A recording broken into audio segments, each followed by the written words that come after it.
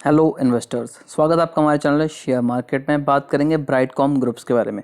देखिए यहाँ पर आपको कंपनी बोनस देने वाली है। क्या है वो न्यूज़, वो आपको पूरी कवर करके बताते हैं।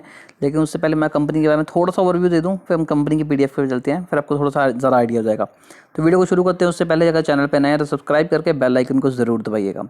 मार्केट कैप की बात करें तो 980 करोड़ के पास की मार्केट कैप है। 19 रुपये 4 पैसे के ऊपर ट्रेड कर रहा है। ये यस्टरडे का है, अभी अपडेट नहीं हुआ है। 52 वीक लो कंपनी ने बनाया था 4 रुपये 70 पैसे का, हाई बनाया तकरीबन 20 रुपये का। और अगर बात करें डिविडेंड यील्ड की 0.26, थोड़ी सी ज़्यादा कम है, ज़्यादा होनी चाहिए थी बट स्टिल फिर भी डिसेंट है। फेस वैल्यू कंपनी की 2 है। बुक वैल्यू, ये चीज़ मुझे सबसे ज़्यादा अच्छी लगी। देखिए स्टॉक की बुक वैल्यू है अराउंड 59 और जो स्टॉक ट्रेड कर रहा है वो 19 रुपये पे कर रहा है। तो अगर कंपनी में कोई प्रॉब्लम होती है तो आपको अच्छे खासे यहाँ पर पैसे मिल जाएंगे। और कंपनी की रिटर्न ऑन इक्विटी की बात करें तो 15 से अबव भी होनी चाहिए तो कंपनी अच्छा परफॉर्म कर रही होती है। लेकिन ये वेरी करता है, कई बार कंपनी के ऊपर लोन होता है तो ये फ्लक्चुएट करता है। तो अगर ऊपर से आपको थोड़ा सा ओवरव्यू लेना है तो मैं आपको बता दूं कि 15.1 होना चाहिए और कंपनी यहाँ पर जस्टिफाई कर रही है। स्टॉक पीई है 2, तो यहाँ पर कंपनी आपको बहुत ही ज़्यादा सस्ते रेट पर मिल रही है जिस हिसाब का कंपनी काम कर रही है। अब बात करें रिटर्न ऑन कैपिटल एम्प्लॉयड की ROCE, तो वह 21 अराउंड, ये भी 50 से अबव होना चाहिए था और यहाँ पर ये भी चीज़ जस्टिफाई करती है। तो ये तो कंपनी के हिसाब से कंपनी यहाँ पर अच्छा परफॉर्म कर रही है। थोड़े से कंपनी के और ज़्यादा प्रॉफिट देख लें, कंपनी ने अपना डेट कम करा है, कंपनी ऑलमोस्ट डेट फ्री है और कंपनी अभी 0.33% ज़्यादा ट्रेड कर रही है, टाइम से ज़्यादा ट्रेड कर रही है अपनी बुक वैल्यू से। कंपनी की सेल्स ग्रोथ कम हुई है, प्रमोटर के शेयर्स थोड़े से होल्डिंग में है, प्लेज हैं और डिविडेंड कंपनी का थोड़ा सा लो है। तो ये तो हो गया कंपनी के बारे में। अब चलते हैं कंपनी की पीडीएफ के बारे में। तो ये हैं वो दो बहुत ही ज़बरदस्त न्यूज़। पहली तो ये है कि कंपनी आपको दे रही है बोनस। अगर आपके पास कंपनी के 4 शेयर हैं तो उसके बदले कंपनी आपको 1 शेयर देगी, जो कि बड़ा ही ज़्यादा पॉजिटिव साइन है। तो ये हो गया। और दूसरी न्यूज़ है कि कंपनी फंड रेज करने के बारे में सोच रही है। फंड रेज करने का सिंपली सीधा सीधा मतलब ये है कि कंपनी का फंड रेज कर रही है तो वो अपने बिजनेस को एक्सपेंड करना चाहती है, नए नए इनोवेशंस करके अपने बिजनेस में और ज़्यादा तरक्की लेकर आना चाहती है। तो ये दोनों न्यूज़ आपके लिए बड़ी ज़्यादा इंपॉर्टेंट है और फ़ायदेमंद हो सकती हैं। अब थोड़ा सा और कंपनी के बारे में ब्रीफ में जानते हैं।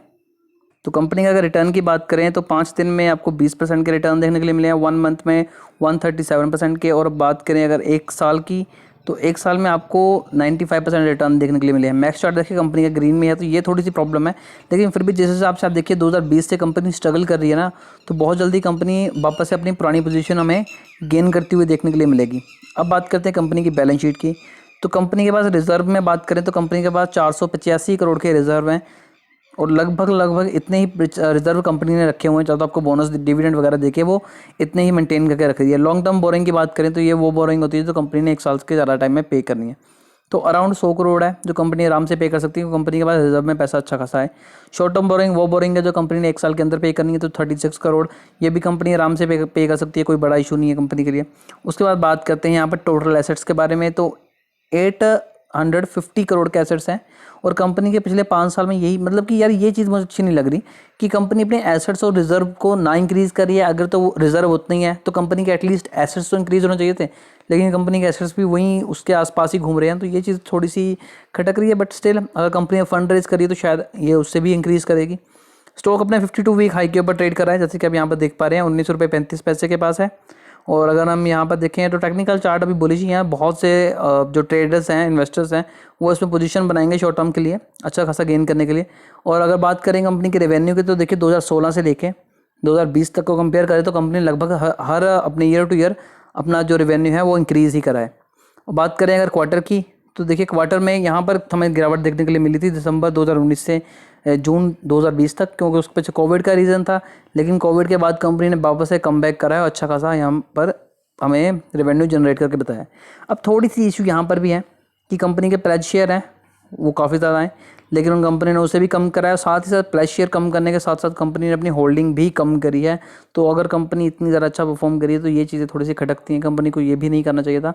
बट स्टिल अगर कंपनी फंड रेज वगैरह करी तो उसमें अच्छी खासी प्रॉफिट होगा और कंपनी के वैसे भी ओवरऑल परफॉर्मेंस देखी जाए तो बैलेंस शीट वगैरह तो ठीक है, कंपनी में कोई ऐसा कोई मेजर इशू है नहीं है। पब्लिक के पास 62% की होल्डिंग है और प्रमोटर के पास यहाँ पर 36% की होल्डिंग है। तो ये चीज़ें थी कंपनी के बारे में। होप सो गाइस आपको वीडियो अच्छी लगी। अगर आपकी कोई क्वेरी है इस शेयर को लेके या फिर किसी और शेयर को लेकर तो आप कमेंट कर सकते हैं, हमारी कोशिश होगी आपको एक जेन्युइन आंसर दे सकें। अभी के लिए दोस्तों इतना ही।